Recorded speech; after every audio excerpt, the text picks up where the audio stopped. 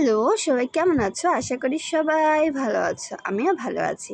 আজকে আমি তোমাদের সাথে আমার ঘরে মনসা পূজা হয়েছে, সেটাই আমি তোমাদের সাথে শেয়ার করব আর একটা রেসিপিও শেয়ার করব।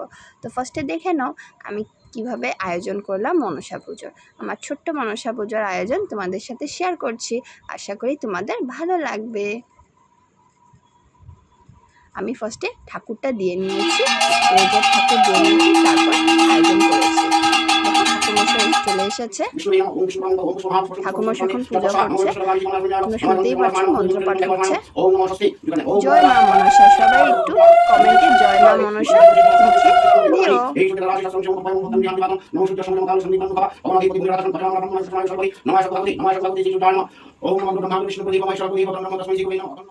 তো মনসা পুজো শেষ, তারপর আমি একটা চটপটা স্ন্যাক্স বানিয়ে নিলাম আলু দিয়ে।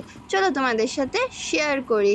তো ফার্স্টে আমি একটা সিদ্ধ করা আলু গ্রেট করে নিচ্ছি, তাহলে কি হবে, লাম্পস থাকবে না।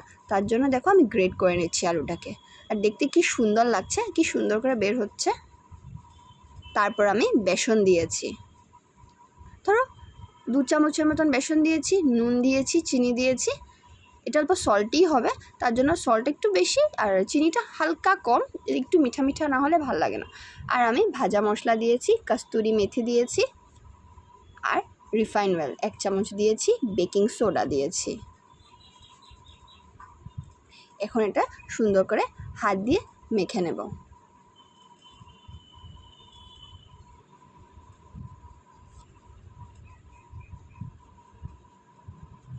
এখানে কিন্তু আমি কোনো জলের ব্যবহার করিনি। দেখো আলুটা যেহেতু আঠা আঠা জিনিস, তো আমি বেসনও তো খুব একটা দিইনি। তারপর অল্প অল্প করে বেসন দিয়ে সুন্দর করে এটা একটা ডো বানিয়ে নেব। তো তোমরা একসাথে প্রথমে অনেকগুলো বেসন দিয়ে দেবে না, ফার্স্টে অল্প অল্প করে দেবে, তারপরে দেখবে যদি লাগে আবার দেবে। আশা করি তোমরা বুঝতে পারছো আমি কিভাবে করছি।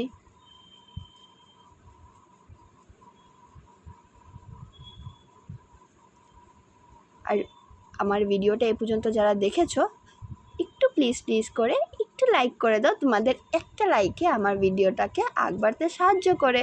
আর পুরনো বন্ধুরা তো অনেক অনেক অনেক ভালোবাসা দিচ্ছ আমাকে, থ্যাংক ইউ সো মাচ।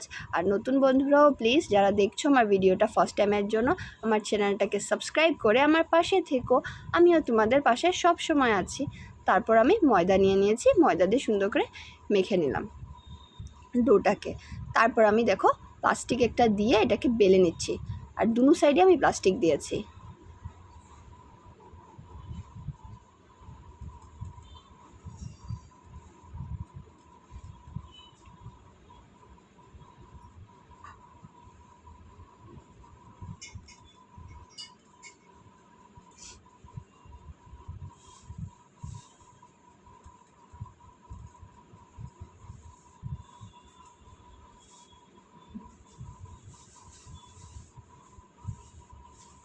এখন আমি এগুলোকে সুন্দর করে কেটে নেব।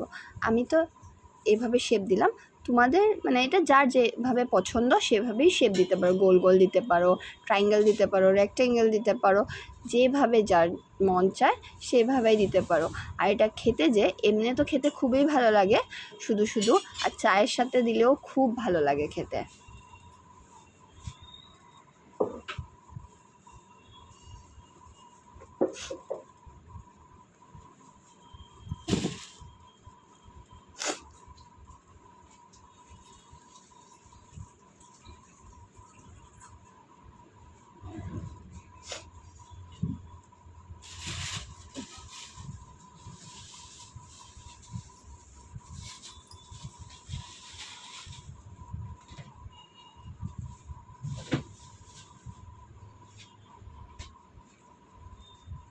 এরকম ট্রায়াঙ্গেল শেপ দিয়ে নিচ্ছি এগুলোকে। আর যারা যারা আমার ভিডিওটা দেখছো কমেন্ট করে জানাতে ভুলো না কিন্তু আমার ভিডিওটা তোমাদের কেমন লাগলো, রেসিপিটা তোমাদের কেমন লাগলো।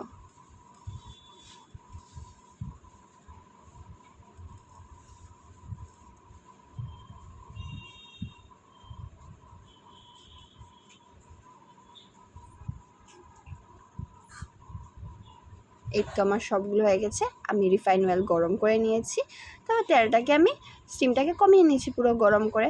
তারপর আমি এক এক করে এগুলো দিয়ে দেব, দিয়ে সুন্দর করে ভেজে নেব। স্টিমটা কম রেখেই ভাজবো, না হলে ফট করে উপরটা লাল হয়ে যাবে আর ভিতরটা কাঁচা থাকবে। তার জন্য আমি স্টিমটা কম রেখেছি গ্যাসের।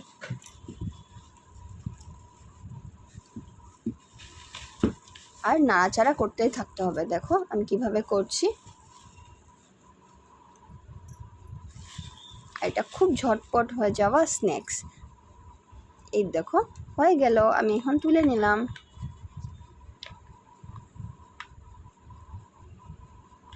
আর আওয়াজটা শুনো কতটা ক্রিস্পি হয়েছে, তোমরা বুঝতেই পারছো আশা করি আওয়াজটা শুনে। আর খেতেও খুব টেস্টি হয়েছিল। আশা করি তোমাদের ভালো লাগলো। ভালো লাগলে একটা লাইক কমেন্ট শেয়ার করে আমার পাশে থেকো। ধন্যবাদ।